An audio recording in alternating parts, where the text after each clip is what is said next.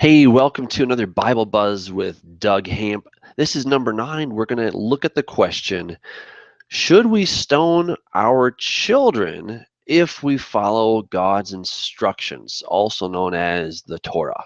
All right, now there's a lot of discussion about this, a lot of misunderstanding, in my humble opinion, and I hope to be able to show you what the Bible actually says. Now, I want you to think for a second. You are maybe a parent, maybe you're just a son or a daughter, but there are relationships in this world that are very important. And when you love somebody, you have to be able to tell them what is right and what is wrong. And God has told us what is right and what is wrong. And when it comes to relationships with our kids, as adult children, sometimes there are decisions that we're going to have to make that are not easy. Let me just share one of those with you, just so you can get an idea of what I'm talking about. Now, first of all, we have to understand something called passive complicity. All right, so the idea here is that if you know that somebody's doing something wrong, then you need to report them. All right. Now, even if that is someone who that you love, okay. Now, um, so you consider the Germans, okay, with the Nazis. They, many of them they knew what was happening with to their Jewish neighbors, and yet they did nothing to stop that. And so while they were not active accomplices, many of them, certainly the Nazis were, but the average German citizen, let's say, did not actually know or was not involved in actually sending them to the camps, but they were complicit in what was happening because they allowed it to happen and they knew. So the question then becomes, what do you do if, say, your son or your daughter is committing a crime that is illegal, which all crimes are, right? So what do you do in that case? Well, you are required to actually turn them in. And I want to show you another place here where we're going to see that the here we're going to see several examples. All right, so I just Googled something here. A father turns in son for a crime, and a lot of results came back. So here's a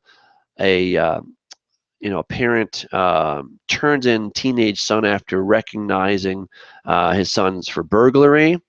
What do you do when this happened? Here's another father that turns in his teenage son after learning he may be involved um, in some other crime. Another one for stealing smartphones.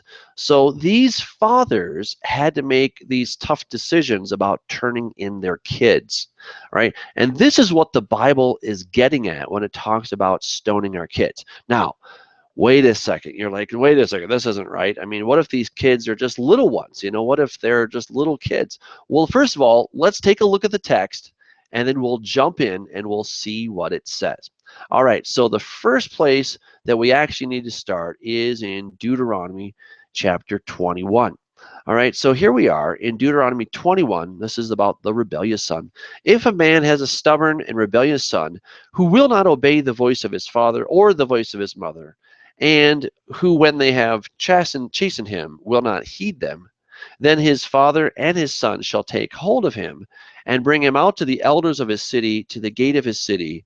And they shall say to the elders of his city, this son of ours is stubborn and rebellious.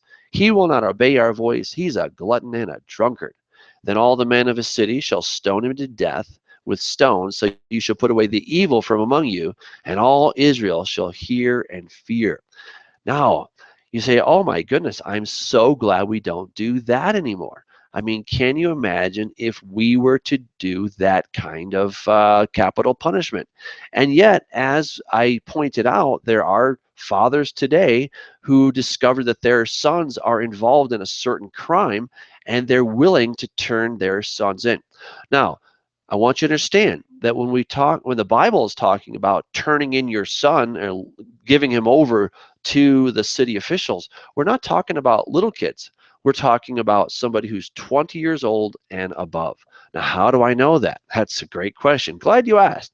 Let me show you from the text where we know that the Bible is telling us how old these kids have to be. All right, so let's go over to Numbers chapter 32, because that is where the answer is. So Numbers 32, verse 11, actually tells us how old somebody has to be considered an adult and to be judged as an adult.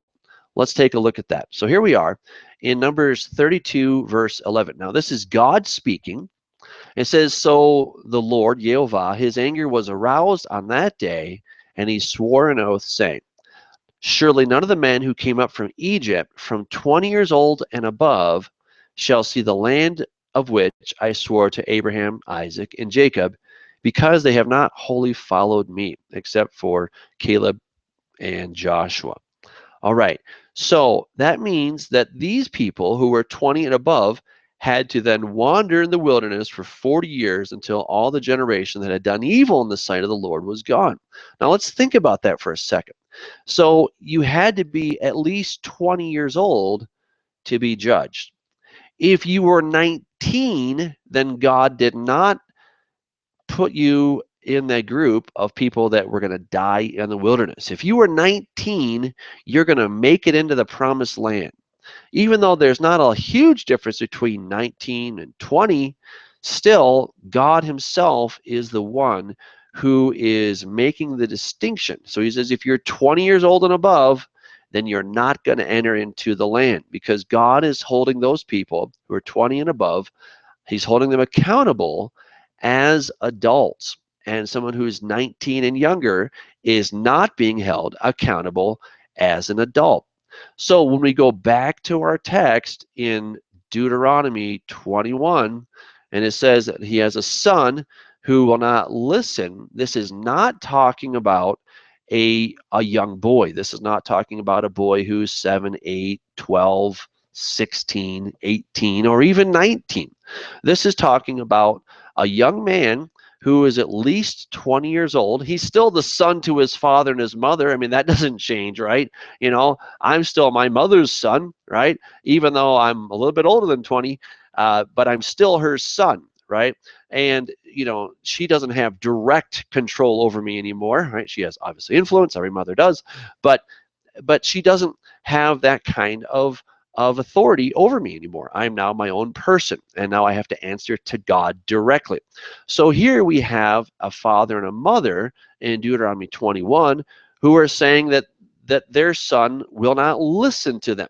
Now, do we have a biblical precedent of this actually happening? Well, of course we do. We always have a biblical precedent, and that's the beautiful thing about the Bible, is the Bible gives us lots of examples of how this is actually supposed to be lived out.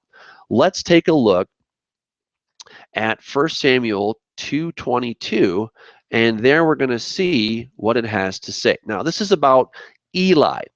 Eli, it says, was very old, and he heard everything his sons did to all Israel, and how they lay with the women who assembled at the door of the tabernacle of meeting. Now, wait a second. Eli is the high priest, and his sons, by virtue of being his sons, are also going to be high priests. And what are they doing? Well, they're sleeping around, okay? And they're not supposed to do this. Now, these are not young boys. These are not teenagers. These are grown men, because they also have the authority to work in the tabernacle.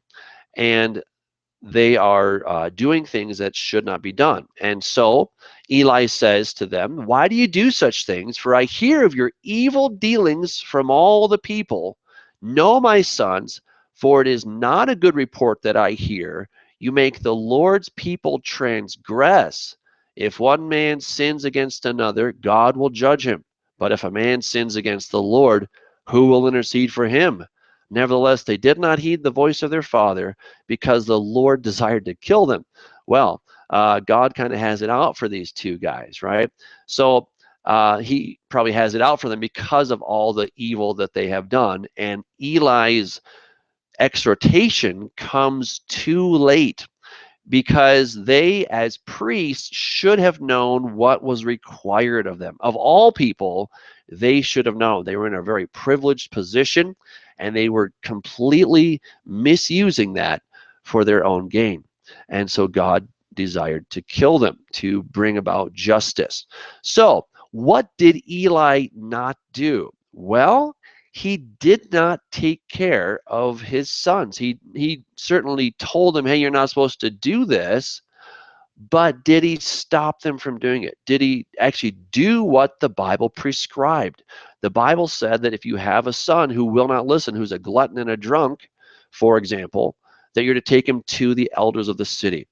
Now, let's go back into the Word, because you still might be thinking that people can just randomly stone their kids. Well, that's not how it works. That's not how it works in our society. Let's say that I'm a judge and I'm walking down the street and I actually see two people get into a fight. Do I have the authority to just say, okay, you're right and you're wrong, and you're going to jail? Well, no. I need witnesses. I need due process, so they have an opportunity to lay out their case in a court of law, in front of their peers, in front of witnesses, and by the testimony of witnesses. I, as the judge, cannot just simply sort of cast the stone, if you will. I have to listen. I have to give them their day in court. And that is the same thing for the young man who is not willing to listen to his parents. So let's go now to another text that is very important for us to understand what is actually happening in our question here. So we're going to go over to Deuteronomy chapter 19, and we're going to once again see what the word has to tell us. So we have here in Deuteronomy chapter 19, it talks about how people are supposed to they're supposed to be established, and how witnesses are very, very important. Okay, so it says, one witness shall not rise against a man concerning any iniquity or any sin that he commits. By the mouth of two or three witnesses, the matter shall be established. If a false witness rises against any man to testify against him of wrongdoing, then both men in the controversy shall stand before the Lord, before the priests and the judges who serve in those days. And the judges shall make careful inquiry. And indeed, if the witness is a false witness who has testified falsely against his brother, then you shall do to him as he thought to have done to his brother. So you shall put away the evil from among you. And those who remain shall hear and fear, and hereafter they shall not again commit such evil among you. All right, did you catch that? This is super important, because what the text is saying is that, first of all, when you bring somebody to court, as it were, now the court in this day wasn't a big building, it was simply the gate of the city. And it could be a very simple gate, but this is where people often congregated. Kind of today, it's over by the coffee machine, right? People congregate by the coffee machine. Well, they didn't have coffee machines back then, so people were hanging out at the gate of the city. That's kind of where things happen. That's where sometimes commerce would happen. The marketeers would be there, right? The people with their wares would often be at the gate of the city. That's just where, that was the mall, basically. So you would take the defendant down to the gate of the city, and you would bring him in front of his peers, in front of the elders of the city, and there would be many of them, and they would have to then bring forward two witnesses. Okay, so if I say, hey, this guy did something wrong, then I have to bring forward not just my own testimony, but I've got to bring two other witnesses who can testify as to what this person did. Now, if this says that the judges are going to carefully inquire as to what this person did. And of course, if it's true, then he will be dealt with. But if it's not true, if I'm just making this up and I'm a false witness, then the penalty that that person would have gotten will fall on me. What does this have to do with stoning our kids? Well, it has everything to do with it, because a father could not just randomly say, look, my kid is kind of out of hand, I want you to go and stone him. It didn't happen that way. And what happens is, because people nowadays like to deal with sound bites, and they like to just look at one little verse and say, well, see how awful this is and how barbaric this is. We are so glad that Jesus came to free us from this awful thing called the Torah. And yet, the people that say that really are quite ignorant of what the Torah actually has to say. Because as we read in chapter 19, there was due process. Just like today, there's due process. There's due process, and that's very, very, very important, that everyone gets their fair time in court, and that you're judged by your peers. This is really what God was doing. He was saying it's not just one single judge who can kind of cook the books, but it had to be according to witnesses and according to the whole community coming together. Talk about the original jury system. God thought of it. God created it. And this is what's supposed to happen. So now when a father and a mother accuse their son of being a glutton and a drunk and say he's just not going to listen to us, do the people say, oh, he doesn't listen to you? Well, we'll take care of that little punk. And they all grab stones and they kill him. No, according to the principles already laid out, the judges were required to diligently inquire. That's what it says. They had to diligently inquire into the matter to see if it was true. And if it was true, then okay, fair enough. But if it was not true, then it would be then basically that penalty would fall on the parents. So this is a very, very significant question, because it leaves this bad taste in people's mouth, as if the Torah, God's instructions, are somehow evil, they're somehow barbaric, they are old-fashioned, and they're not something for today. The reality is that we are already practicing these things. Now, it may not be for gluttony and for drunkenness. I mean, we don't see that. But, think about what gluttony and drunkenness actually lead to in our society. I mean, think about how many deaths are caused as a result of drunkenness.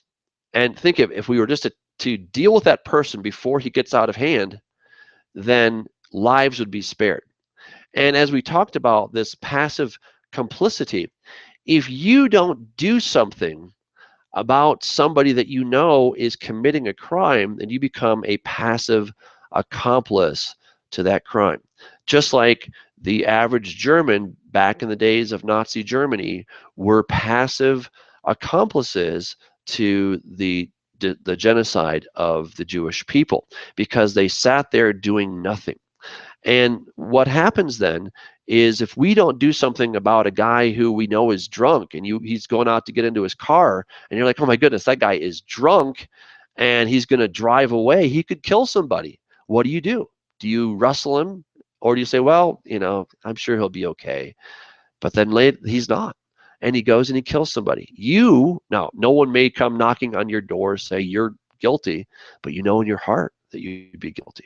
You see, so here are these parents, and they say, look, this son of ours, we love our son. We raised him from when he was just a wee baby. My wife gave birth to this child. I love this child. But he is such that he will not listen. He is a danger to society.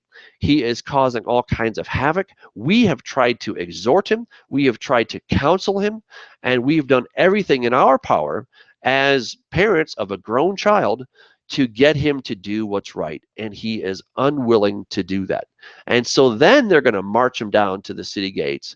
And that is when the elders are going to listen to this case. They're going to carefully inquire as to the facts of this. And if the facts are all that the parents have said, and they have other witnesses that can testify, yeah, we saw this guy.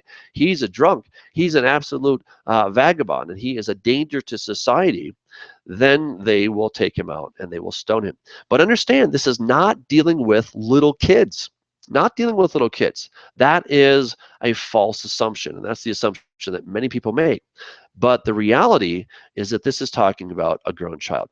Well, I hope that has helped you to understand what the Bible is talking about when it says to stone our kids. It's not talking about little ones. It's talking about adult children who are now fully um, they're fully accountable for their own lives, and they pose a real threat to society, and they're taken in front of the judges, who then inquire. They consider the matter. They look for witnesses to uh, to authenticate the charges against this person, and if those charges are true, then action is taken, but not until then.